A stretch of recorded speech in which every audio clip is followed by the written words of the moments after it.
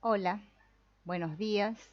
Estamos en directo nuevamente con estos encuentros de Soltar, basado en el libro Soltar de Hubert Benoit. Este autor, sí, también es el autor de ese otro libro que subí como, como videos, ¿no? Que se llama Autorrealización Interior, en donde está el famoso video incluido dentro de todos esos videos, el de Miurgo, que sería interesante que lo vieran a todos los videos juntos, porque claro, hay personas que miran un video y no miran los anteriores, entonces pues preguntan que qué quiere decir ese video, pero si es toda una lista de videos, ¿no? Hola, Wedo, bienvenido. Entonces, sería interesante que para entender un video veamos todos los videos, ¿no? Bien. Bueno, vamos a arrancar entonces, continuar con este libro.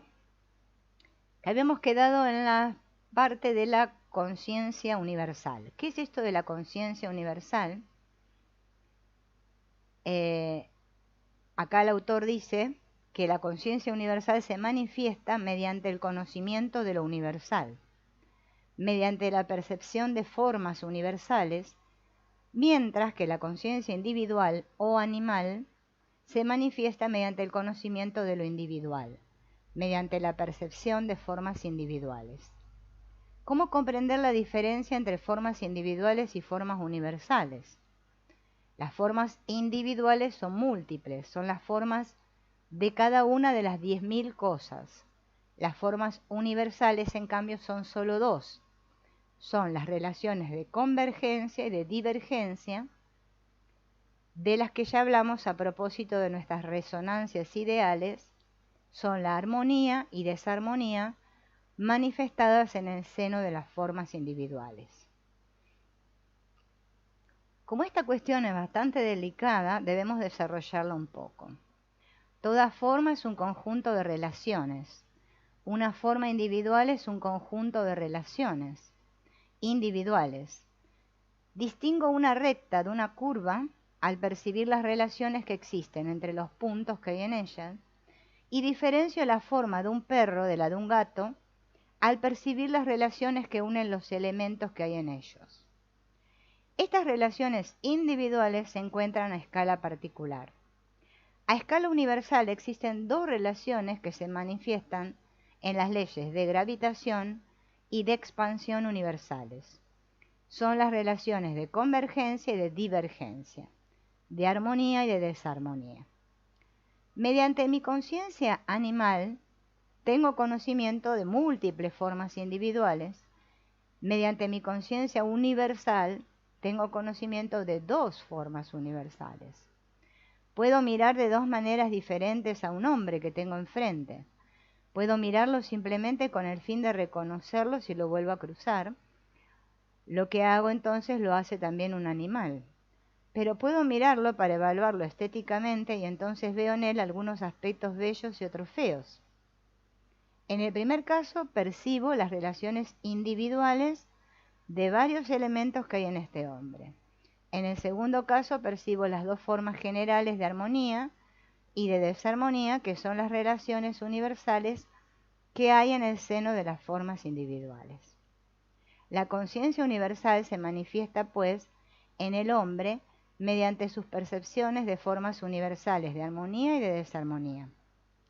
Pero el hombre efectúa sus percepciones de dos maneras, sea por intermedio de sus órganos sensoriales, sea sin este intermedio, de manera directa con la mente.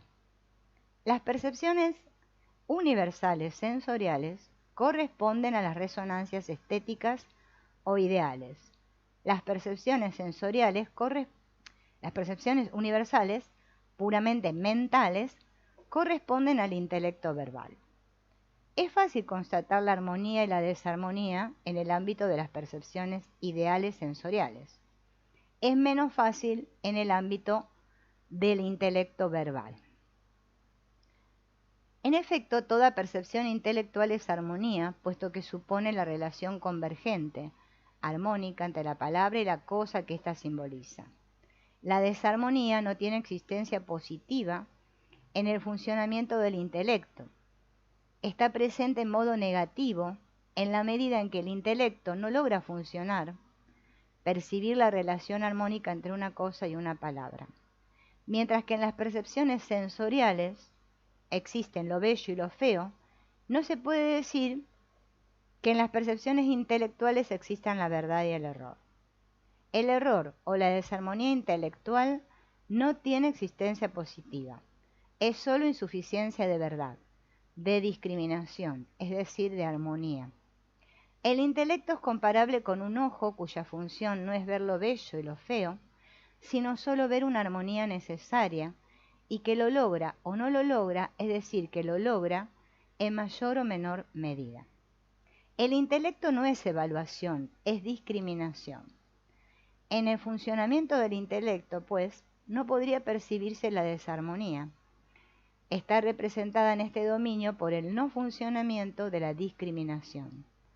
Está representada en este dominio por el no funcionamiento de la no discriminación, es decir, por la confusión, por las falsas identificaciones.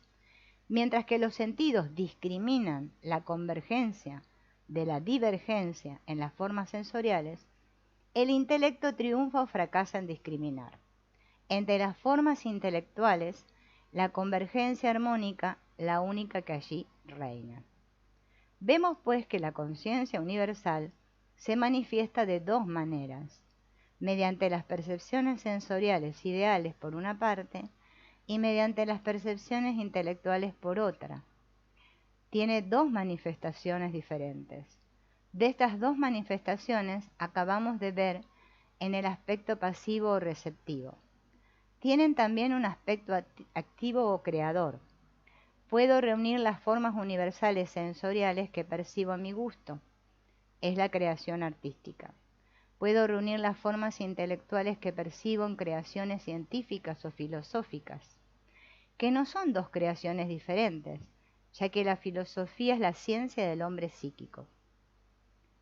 En resumen, las manifestaciones características del ser humano consisten, por una parte, en las percepciones y creaciones sensoriales ideales y por otra parte, en las percepciones y creaciones intelectuales.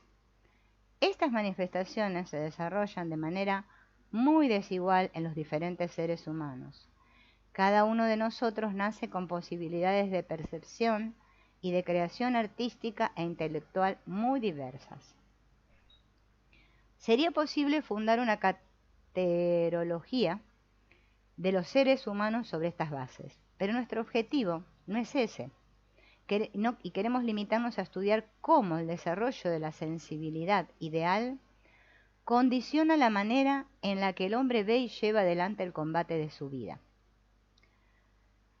Cuando observamos el comportamiento y la psicología de los hombres, palabra por supuesto que usamos en el sentido general de seres humanos, constatamos inmensas diferencias en su adaptación a la realidad y en particular a la vida social.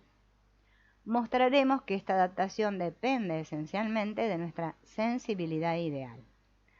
Cuanto más intensamente desarrollada está esta prerrogativa humana, más difícil es nuestra adaptación. Para demostrarlo deberemos proceder de modo esquemático y describir en un sujeto X las consecuencias de una sensibilidad ideal extremadamente desarrollada. Describiremos así un prototipo que obviamente no existe tal cual en la realidad, pero que nos permitirá reconocer en los diversos hombres que sí existen los mecanismos inherentes a su sensibilidad ideal particular.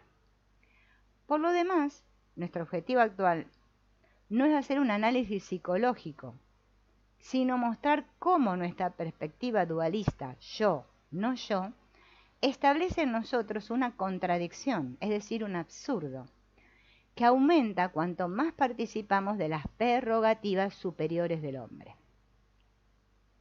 El hombre con una sensibilidad ideal desarrollada en extremo, cuyas resonancias ideales son intensas, conoce estados orgánicos de un contraste violento, desde la exaltación gozosa a la depresión ansiosa. Su mundo afectivo está hecho de picos y precipicios, de altas mesetas y grandes profundidades. Conoce también estados intermedios. Lo que lo caracteriza no es vibrar sin cesar de manera exacerbada, sino poder hacerlo y efectivamente hacerlo por periodos. Veamos qué sucede en este hombre cuando sus resonancias ideales están en su máximo de armonía o de desarmonía, durante su éxtasis y sus horrores. Si estoy dotado de una sensibilidad ideal extrema, experimento a veces el éxtasis o sentimiento de lo divino. En estos momentos percibo la pura positividad universal. Quizá parezca sorprendente, puesto que las dos formas universales de armonía y de desarmonía coexisten en todos los puntos del cosmos. La armonía no existe en ninguna parte en estado de pureza, pues si bien la armonía no existe en estado puro, puedo en ciertos casos percibirla exclusivamente. Esto se produce cuando ciertos aspectos de un objeto me parecen portadores de una armonía que alcanza o sobrepasa un nivel muy alto.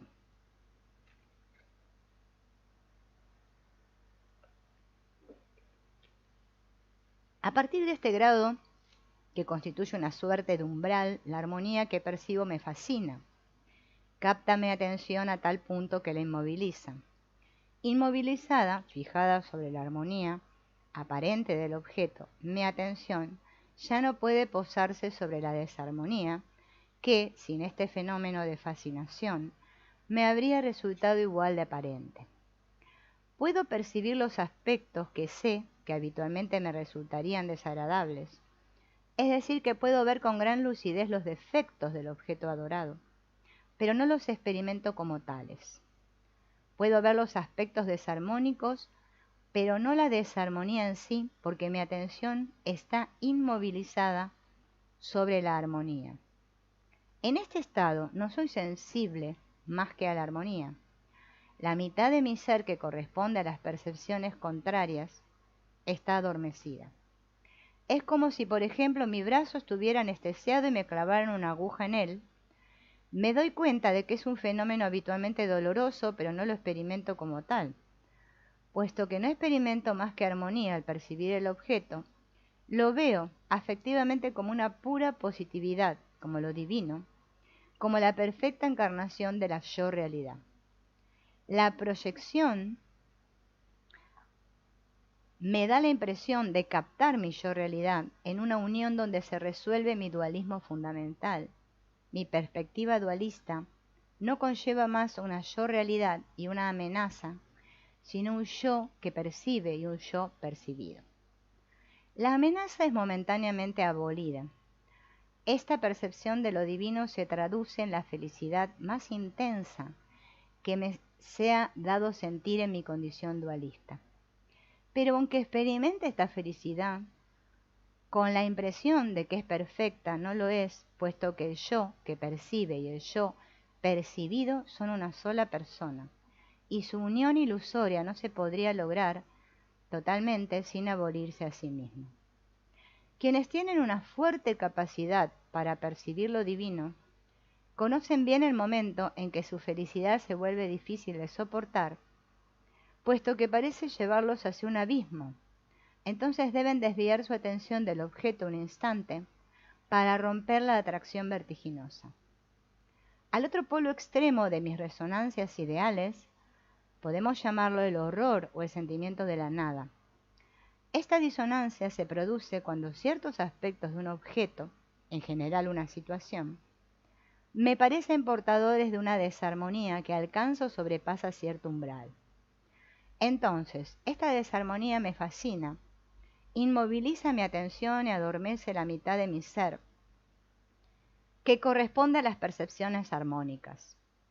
Experimento el objeto como pura negatividad, como la nada, como perfecta encarnación de la amenaza. La proyección identificadora del yo es nula en este momento.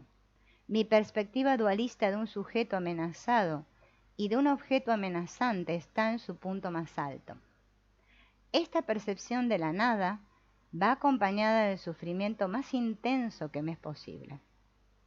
Pero aquí también mi disonancia no puede ser perfecta, si lo fuera moriría. Algunos hombres han muerto de miedo y quedaría abolida. Hay mecanismos de defensa que nos protegen de esta última huida. La locura puede ser uno o un síncope, más a menudo. Se produce una extrema agitación mental en la que mi atención se retira de la percepción horrible y vuelve a ella en alternancias rápidas que preservan mi razón y mi vida.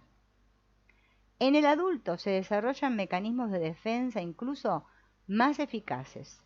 Es en el niño que el horror se activa de modo más típico. Terror al lobo, a la oscuridad, al enojo cruel de los padres, etc. El adulto a menudo aprende inconscientemente a inhibir sus percepciones del horror cuando ve que una situación le resultará demasiado horrible. No experimenta nada y comienza a sufrir solo cuando cierto tiempo ha atenuado su disonancia ideal. Esta breve descripción del éxtasis y el horror era necesaria antes de estudiar las repercusiones de la sensibilidad ideal sobre nuestra adaptación a la vida. En efecto, un fuerte vínculo une las resonancias ideales al dilema éxito-fracaso. Hemos visto que el hombre reivindica el triunfo de su yo-realidad sobre la amenaza, es decir, que reivindica la omnipotencia en los conflictos manifiestos, donde se juega un conflicto latente. Esta pretensión de omnipotencia sería incomprensible si no supiéramos que el hombre organiza él mismo los escenarios que trasladan su conflicto latente a la realidad manifiesta.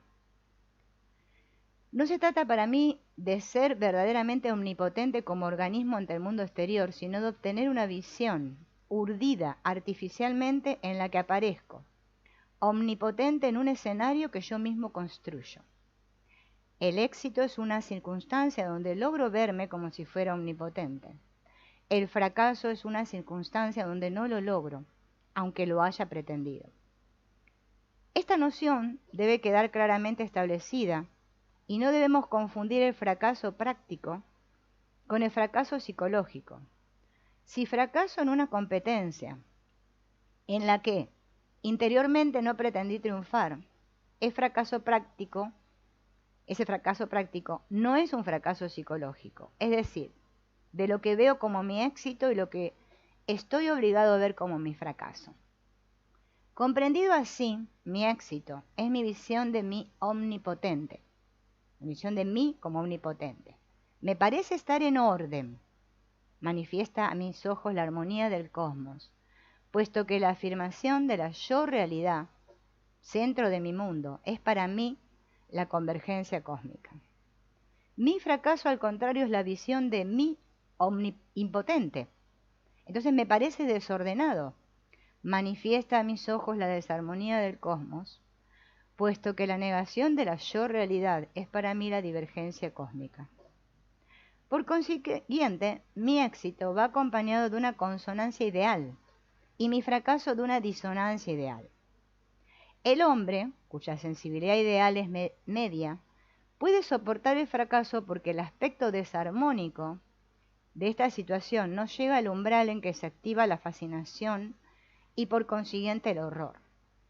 Pero si mi sensibilidad ideal es extrema, la visión de mi fracaso me es insoportable, porque en lugar de ser relativa, se vuelve una visión de la nada. Lo que llamamos miedo al fracaso no es el miedo a cosas que me causan un fracaso práctico, ni el miedo a mi fracaso en sí. Si el miedo al estado interior horrible es el miedo a la nada. En este punto de nuestra exposición, el hombre dotado de una extrema sensibilidad ideal puede parecernos incapaz de hacer ningún esfuerzo para afirmarse, puesto que al hacerlo formularía su pretensión de triunfar y se hallaría así ante la insoportable eventualidad del fracaso. No es así, sin embargo, y lo comprenderemos cuando hayamos distinguido las diversas maneras en que se pueden presentar nuestros conflictos manifiestos. Debemos hacer una primera distinción. Mi adversario, lo que representa la resistencia que puedo superar, puede ser otro hombre o en cambio un objeto no humano. La diferencia entre ambos casos es total. El único fracaso que puede implicar para mí la horrible visión de la nada es el fracaso que me inflige otro ser humano, otra conciencia universal. En efecto, la situación en que enfrento otra conciencia humana es la única que implica la paridad necesaria para que la competencia pueda juzgarme negativamente en mi totalidad. El juicio que saldrá de la lucha se fundará en una comparación, uno superior y el otro inferior, pero la comparación solo puede dar lugar a un juicio que niegue todo mi ser si mi adversario es mi semejante. Para el luchador que empuña los cuernos de un toro y fracasa en matar al animal, hay un fracaso práctico, pero no un fracaso psicológico. Hay negación de su fuerza muscular, pero no negación de su ser.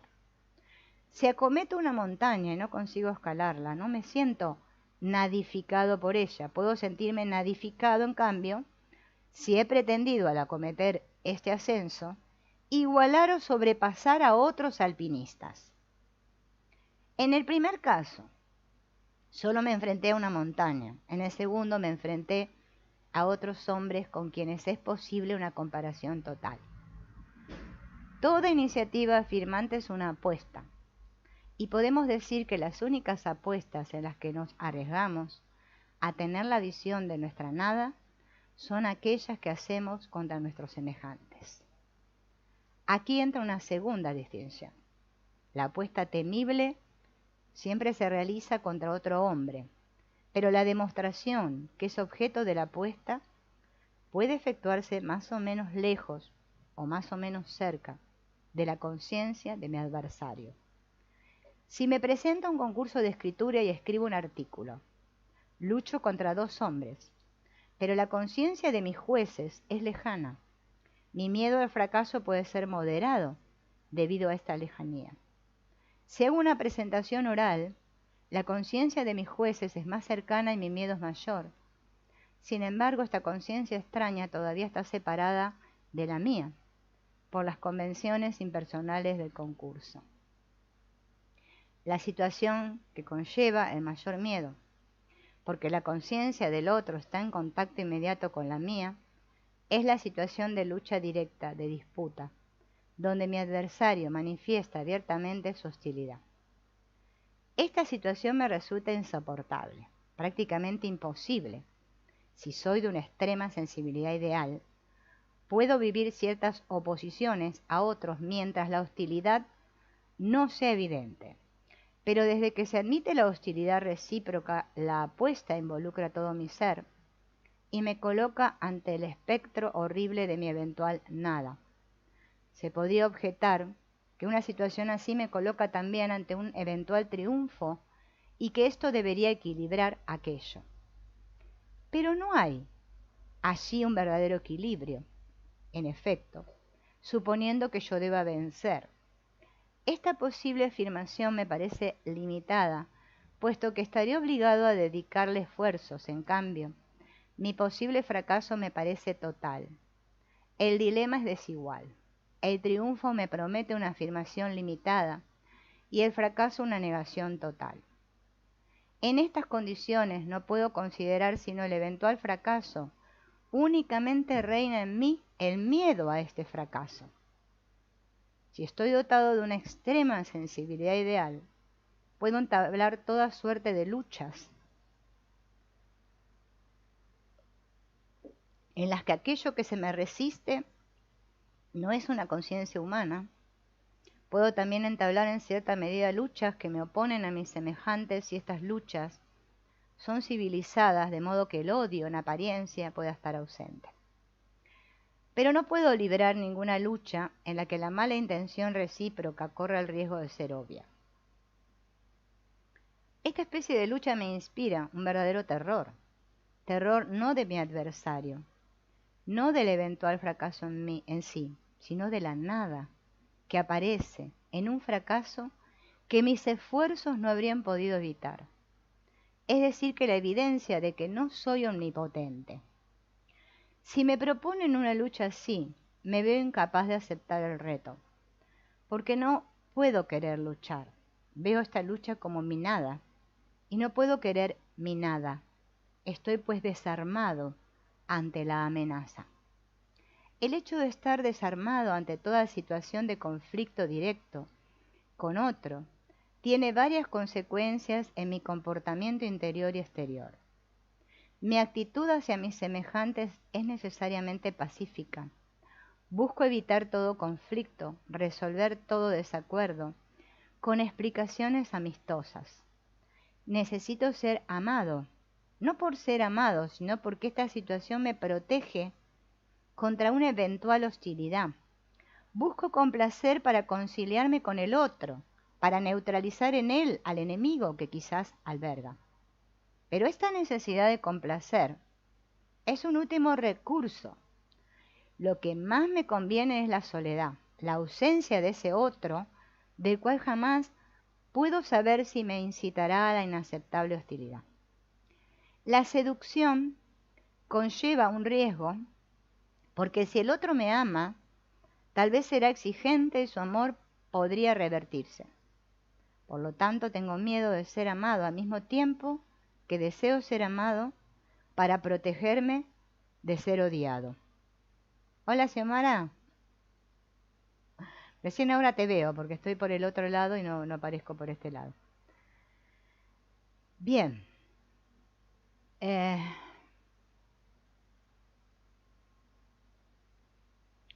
A ver.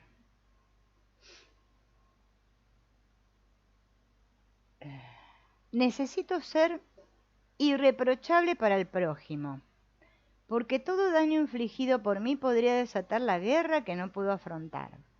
Necesito ser sincero. Si intento mentir, tengo la impresión de que el otro me descubre y prepara represalias a las que no podré responder. Al ser pacífico, por estar desarmado ante una eventual disputa, recurro, por supuesto, en el combate de la vida a una táctica defensiva. Espero la posible hostilidad. Solo me defenderé cuando ésta llegue, intentando desarmar a mi adversario o escapándome. Me afirmo en los proyectos que me son posibles y me esfuerzo por asegurar así un prestigio que desaliente las hostilidades, que haga que se me respeten. A esta actitud defensiva, pasiva e inquieta, corresponde el sentimiento de culpabilidad. Ante la hostilidad que permanece siempre posible pese a mis esfuerzos, me pregunto, ¿qué hice para merecer esta amenaza? Tengo la impresión confusa, pero a menudo desgarradora, de que debo declararme de alguna manera culpable. El hombre, que al contrario puede soportar las hostilidades abiertas del prójimo, no tiene este sentimiento, sintiéndose listo para dar golpe por golpe e incluso para tomar la iniciativa de la pelea. Este hombre no ve ningún misterio en la animosidad del prójimo, ni se preocupa en preguntarse sobre una enigmática culpabilidad. Las satisfacciones, los placeres a menudo aumentan el sentimiento de culpabilidad. Siento el hecho de disfrutar del mundo exterior, de comerlo, como una provocación imprudente de mi parte. Los arduos esfuerzos que puedo hacer disminuyen en cambio mi culpabilidad, me tranquilizan. Es el sosiego del deber cumplido. Solo las alegrías ideales me resultan gratas, y en particular la percepción de lo divino, que al abolir la amenaza me absuelve totalmente mientras dura. Según me oponga o no a mi semejante, en una abierta hostilidad, la lucha de la vida se presenta como una guerra o como una participación. El hombre dotado de una alta sensibilidad ideal no puede entablar las luchas de la vida guerrera, pero puede entablar a veces con gran coraje las luchas de la vida de participación. El complejo de castración de los psicoanalistas solo le aflige ante la guerra, pero no está en absoluto privado de su agresividad cuando se trata de luchar contra resistencias materiales o contra su propia inercia en favor de una obra constructiva. Los grandes artistas, los grandes pensadores, los grandes sabios son reclutados de entre los hombres que el odio encuentra desarmados por su terror a la nada. Pero en general, la sensibilidad ideal vuelve difícil la adaptación a la vida real. Los hombres provistos de este terrible don no son siempre capaces de sublimar su agresividad en creaciones originales. Los que no lo logran permanecen con mayor o menor gravedad desadaptados. La agudeza de su deseo de afirmación constituye un enorme obstáculo en el camino mismo hacia esta afirmación. Su eminente dignidad humana se vuelve contra ellos, son los enemigos de sí mismos. La superioridad de este animal superior, que es el hombre, hace de él, en la perspectiva dualista del cosmos, una extraña criatura. Si su sensibilidad ideal es débil, es fácilmente malvado. Si ésta es fuerte, está interiormente desgarrado.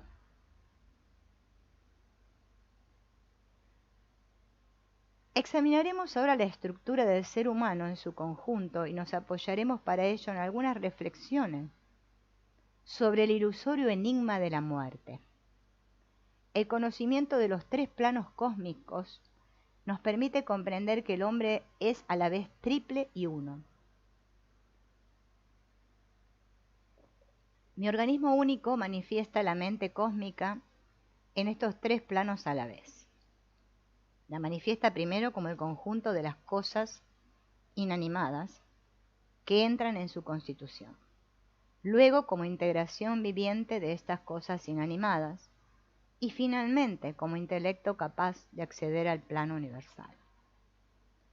Me equivocaría gravemente si dijera que estoy formado por tres partes. Estos términos evocarían en efecto la yuxtaposición de tres entidades enteramente distintas y de existencia autónoma. Pero no estoy hecho de tres partes. Mis tres esencias, inanimada, animal e intelectual, no son tres entidades sino tres dinamismos, tres sistemas energéticos o vibratorios, que crean juntos un organismo único. Los elementos inanimados que entran en la constitución de mi organismo, lo que yo suelo llamar las materias de las que está hecho mi cuerpo, no son sustancias homogéneas inmóviles. Sus átomos se mueven sin cesar. Mi esencia inanimada es un dinamismo elemental, que funciona en el plano de los yin y yang elementales. Mi esencia animal es un dinamismo individual, que funciona en el plano del yang individualizado. Mi esencia intelectual es un dinamismo universal, que funciona en el plano de los yin y yang generales. Los tres planos cósmicos constituyen la manifestación de la mente cósmica, y hemos visto en qué sentido se puede decir que todo es pensamiento. Así pues, mis tres esencias son tres tipos de pensamiento. Mi esencia inanimada es pensamiento elemental y conoce el mundo elemental. Mi esencia animal es pensamiento individual, conoce el mundo individual. En esta escala, el pensamiento debe ser llamado conciencia, puesto que es pensamiento de una integración y constituye la integración de todos mis pensamientos elementales. Es mi conciencia individual o animal. Por último, mi esencia intelectual es conciencia universal. Conoce las dos formas universales de armonía y desarmonía cósmicas. Si bien mis tres esencias dinámicas no son tres entidades de existencia autónoma, si bien no son totalmente distintas, existe sin embargo cierta diferencia entre ellas. Debemos ver su relación con exactitud si queremos comprender la anatomía dinámica del hombre. La mejor manera de expresar esta relación consiste en decir que las manifestaciones de mis tres esencias son interdependientes. Si dijera simplemente que mis tres esencias son interdependientes, sugeriría que los tres sistemas dependen uno del otro, tal cual son en sí mismos, que su relación es una relación de causalidad, que los fenómenos de uno son el origen de los fenómenos del otro. Eso sería inexacto. En efecto, mis esencias son todas manifestaciones de la mente cósmica, en 3 planos diferentes. Manifiestan la misma y única mente. Cada una de mis 3 esencias tiene su origen en la misma fuente. Cada una surge de esta fuente de manera independiente. No es pues por su origen que dependen unas de otras. La relación de interdependencia no existe entre los principios de mis 3 esencias, sino solo entre sus manifestaciones. La relación de interdependencia que existe entre las manifestaciones de mis 3 esencias se traduce de diferentes maneras. En sentido ascendente y en sentido descendente, veamos primero el sentido ascendente. Si yo recibo un golpe muy violento en la cabeza, las manifestaciones de mis conciencias, animal e intelectual, desaparecen. Este hecho muestra que el estado físico de mi cerebro condiciona el funcionamiento de mis esencias animal e intelectual. De manera más simple es evidente que ninguna vida manifiesta, integración de elementos inanimados, es concebible sin elementos inanimados que integrar.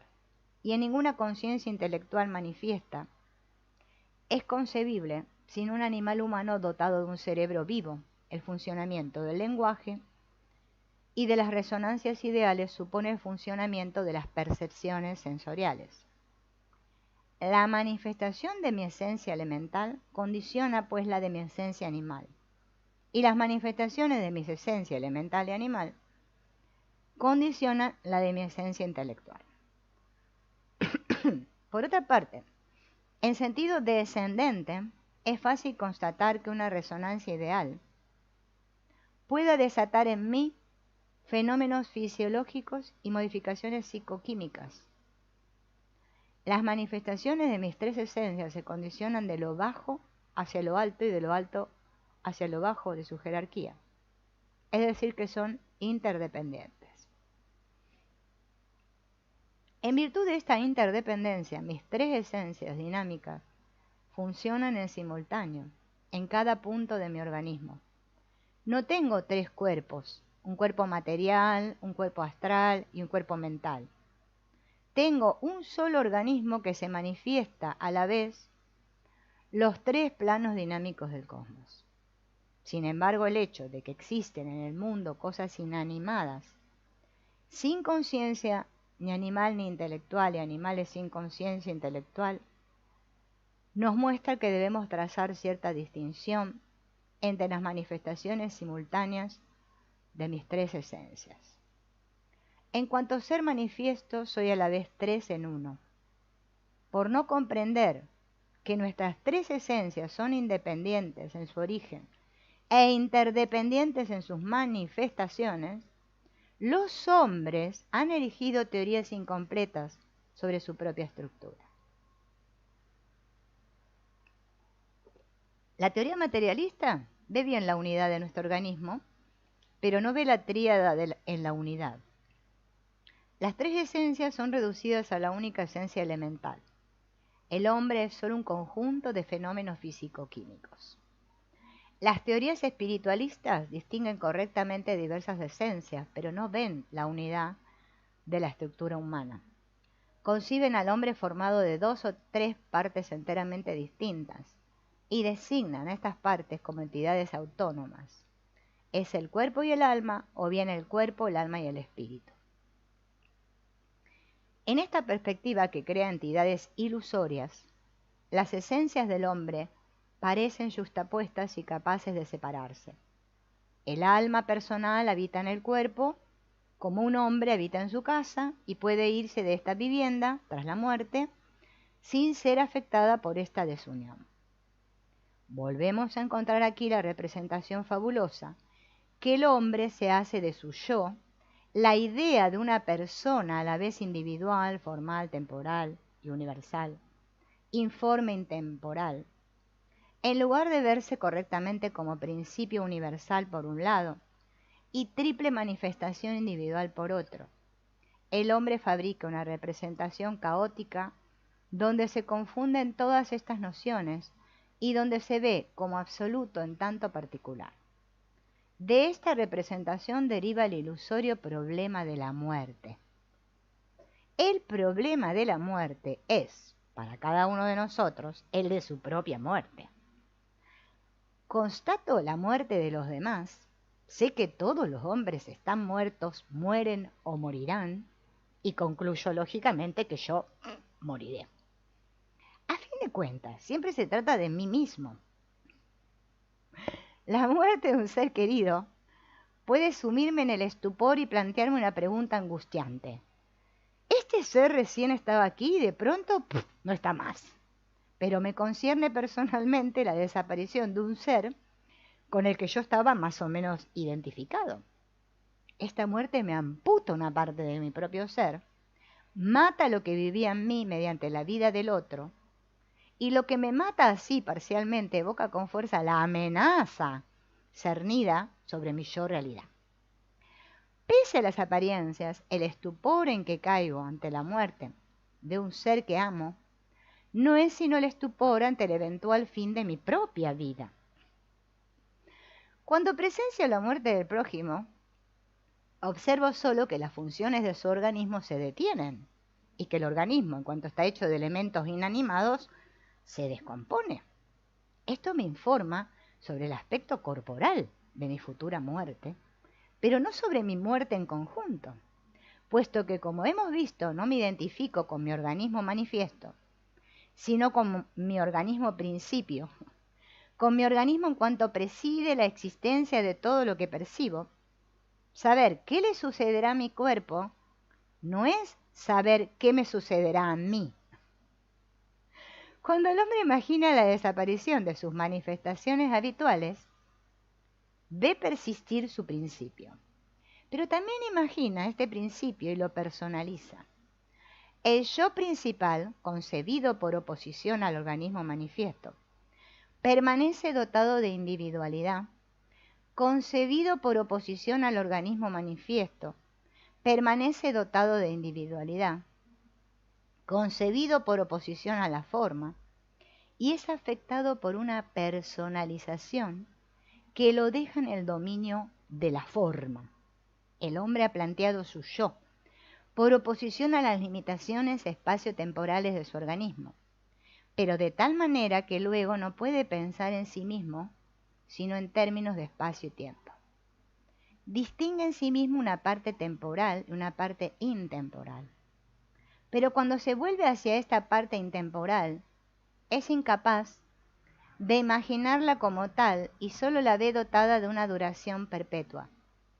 La eternidad sin comienzo ni fin, fuera del tiempo, se ha transformado en una perpetuidad que tuvo un comienzo y cuyo término solo se posterga al infinito. Y el espacio vuelve a estar de modo inevitable en la representación común de la muerte. En esta perspectiva, el hombre no puede pensar en su yo después de la muerte sin un mínimo de representación espacial. El alma, si ese es el nombre dado a la parte intemporal, deja el cuerpo y va hacia aquí o hacia allá, por impreciso que sea este espacio imaginado tras la muerte, no deja de ser un espacio. Y el hombre se pregunta, ¿a dónde vamos después de la muerte? Así, la parte indestructible del hombre es concebida por el sentido común, pese a la rebeldía ante las limitaciones temporales que dio origen a esta imagen, como perteneciente al mundo espacio-temporal y dependiente de él. Sin embargo, en el mundo espacio-temporal que observa nuestros sentidos, nada es indestructible. Por lo tanto, el hombre es necesariamente llevado a concebir la existencia de otro mundo, y no puede representarse este otro mundo sino como una modificación del que conoce. Es un mundo estabilizado, por donde nada aparece ni desaparece, sea perfectamente placentero, el paraíso, o perfectamente desagradable, el infierno. A ciertas mentes no les ofende el carácter infantil de estas representaciones, pero otras se dan cuenta de que el desarrollo lógico de su concepción del yo las ha llevado a una conclusión ilusoria.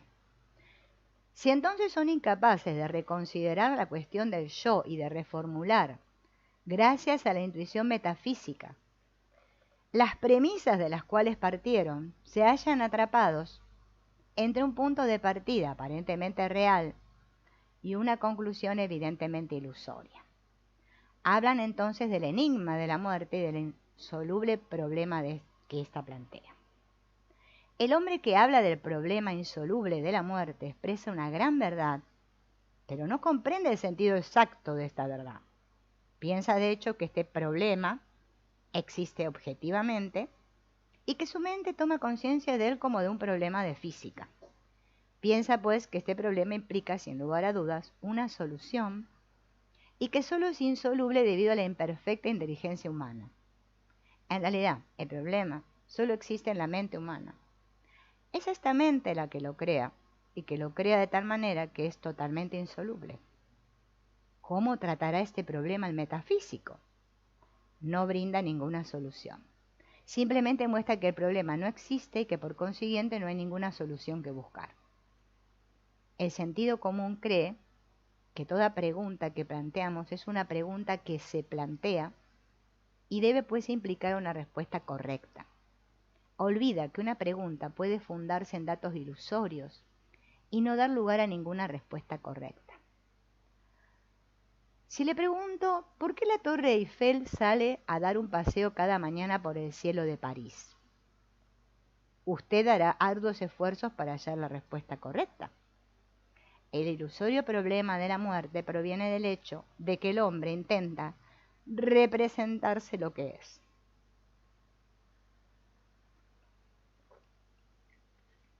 Cuando se trata de la realidad que reside bajo las apariencias formales, nuestro intelecto debe abstraerse de todas las formas, salvo las verbales.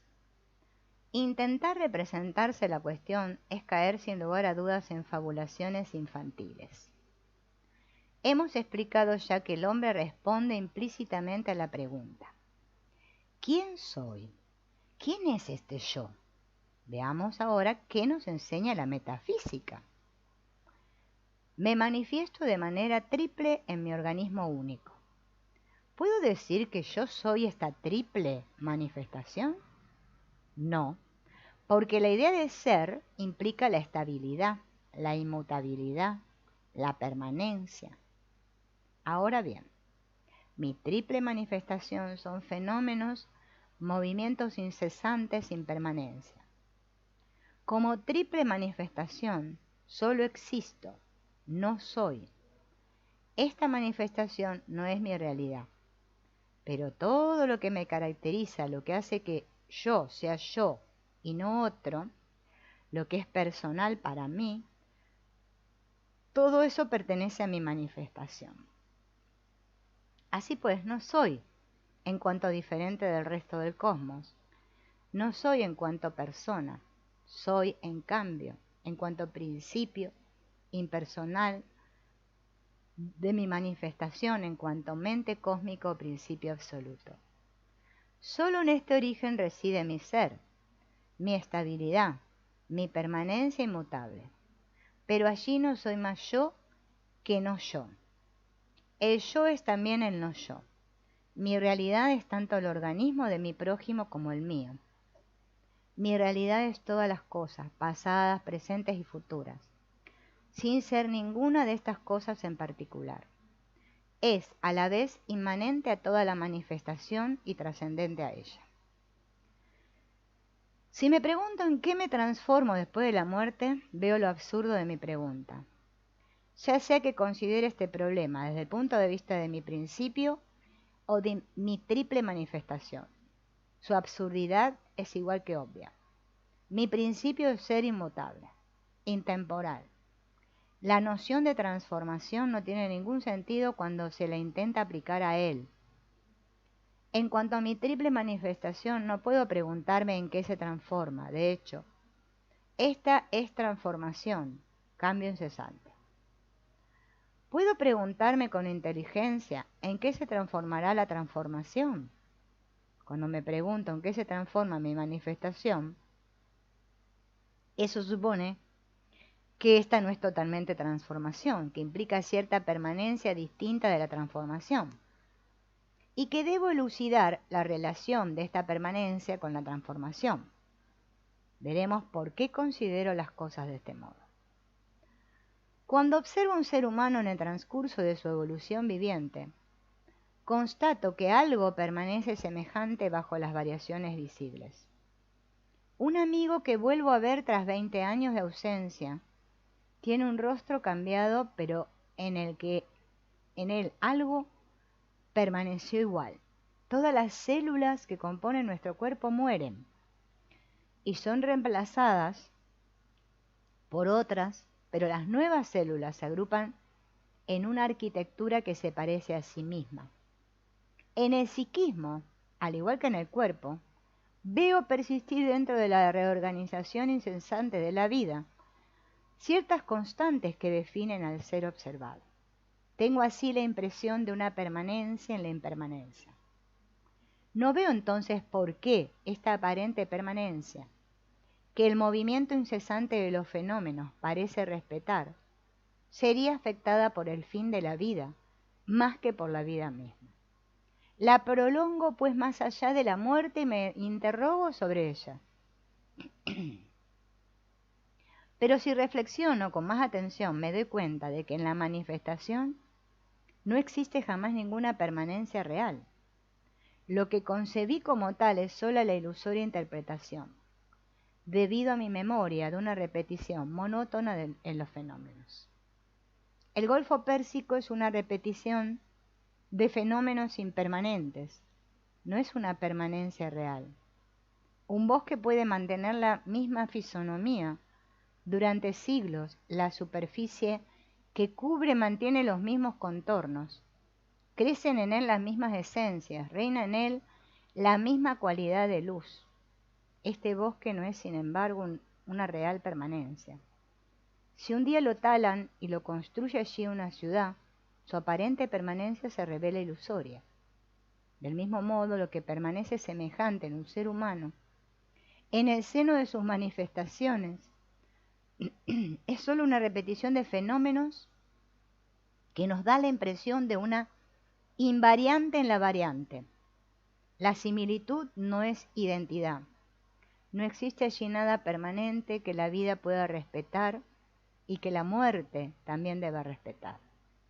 La muerte no pone fin a cierta repetición de fenómenos que no eran aparente permanencia salvo nuestra memoria. Bien pensada, la muerte no es la desaparición de nada. Una serie de fenómenos parecidos no puede desaparecer más que los fenómenos mismos, y un fenómeno no puede desaparecer puesto que a cada instante el mundo fenomenal es a la vez aparición y desaparición. Al igual que una transformación no podría transformarse, una aparición-desaparición no podría desaparecer. Es solo nuestra memoria que atribuye a las cosas una aparente continuidad y crea así la ilusión de una desaparición. Hay desaparición para nosotros, pero no hay una desaparición objetiva. Todo es siempre, en la eternidad del instante. A fortiori, la muerte no podría ser concebida como una destrucción. La idea de destrucción implica que algo era. Es solo en la confusión entre el ser intemporal y el devenir temporal que la idea de la destrucción encuentra un sentido aparente. Si yo personalizo el ser, en mi conciencia intelectual surge de inmediato la nada, pero si comprendo el ser impersonal, la nada no es sino una imagen vacía y veo la ilusión de la idea de destrucción.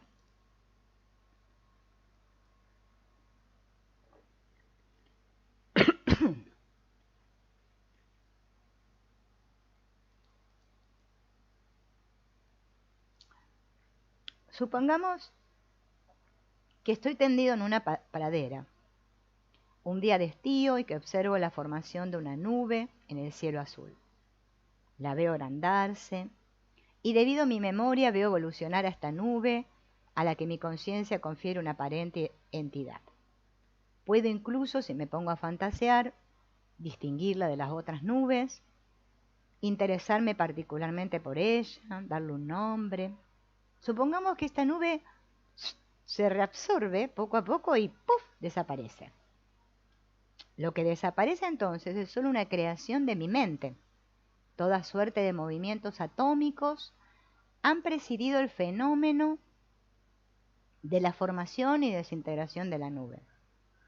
Pero el nacimiento de la nube, su existencia, su evolución, su desaparición, todo eso es solo una interpretación subjetiva. ¿Voy a preguntarme en qué se transformó mi amiga la nube? Lo mismo se aplica a un ser humano. Este ser no es más que una entidad que apareció, evolucionó y desapareció. La energía cósmica se integró para vibrar cierto tiempo con cierta monotonía. Luego se dispersó de nuevo para vibrar en otra parte. Como las moléculas de agua se condensaron un momento en una nube y luego se evaporaron. La nube no es una realidad que apareció y que luego desapareció. El hombre no es una realidad que nació y que luego murió. No hay nacimiento y muerte más que para nuestra mente, porque nuestra mente ha imaginado una entidad donde solo había una forma en movimiento creada por la energía cósmica. Ahora vamos a hacer la comparación con una radio. La estación emisora simboliza el principio absoluto. Las ondas hertzianas, la energía cósmica, y la radio, el ser humano. La radio emite una voz y cuyo timbre es particular, pues depende de la estructura particular de la radio. Un niño escucha esta voz, animiza la radio, la considera un señor que habla. Supongamos que la radio se rompe, se hace pedazos, y el niño se pregunta, ¿a dónde fue el señor? ¿Qué ha sido de él? O si no, piensa que el señor fue destruido. Si se le dice que el señor no se fue a ninguna parte, que no se transformó en nada y que no fue destruido, el niño se coloca ante un problema insoluble. Pero el adulto sabe que en verdad no hay un problema, por la sencilla razón de que jamás hubo un señor en la radio. La estación emisora es siempre, las ondas hertzianas existen siempre, y la voz no ha desaparecido objetivamente, puesto que jamás fue. La voz solo era un aspecto de la energía cósmica interpretada como una entidad por mi mente. Solo ha desaparecido para mí. La angustia que el hombre puede experimentar frente a su propia muerte proviene del hecho de que se identifica con su conciencia intelectual y confunde esta manifestación de la mente cósmica con la mente cósmica en sí. A causa de esta confusión, ve su conciencia intelectual como eterna. Cuando se imagina muerto, se ve a sí mismo como una conciencia capaz de manifestarse, que a falta de órganos sensoriales y cerebro, ya no logra manifestarse. Esta imagen de una potencia reducida a la impotencia entraña una terrible angustia. Pero la realidad de la muerte no tiene nada que ver con su imaginación. En el hombre muerto no funciona ninguna conciencia capaz de manifestarse que lo haga verse impotente. Claro, ya no hay ego. Es el muerto. Al comienzo de este estudio dijimos que el único problema de la muerte concierne a nuestra propia muerte. Vemos ahora que este problema teórico es imaginario. El único problema que existe realmente para mí es de orden práctico y concierne la manera en que toleraré la muerte de los demás. Solo los demás seres humanos son mortales para mí en cuanto a mi organismo. Para mí es inmortal, puesto que es el único organismo cuya muerte me es imposible percibir. Puedo ver mi vida declinar, pero no puedo verla detenerse. Es igual que con el sueño. Puedo darme cuenta de que pronto me dormiré, pero no de que me dormí. Un hombre puede morir súbitamente sin que haya visto venir el peligro. Por ejemplo, el avión en el que leía el periódico se estrella a 600 kilómetros por hora contra una montaña. este hombre no sabrá jamás que está muerto.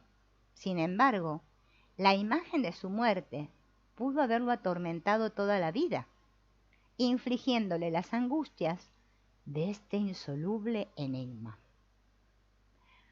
Bueno, amigos, ay, me encanta este libro.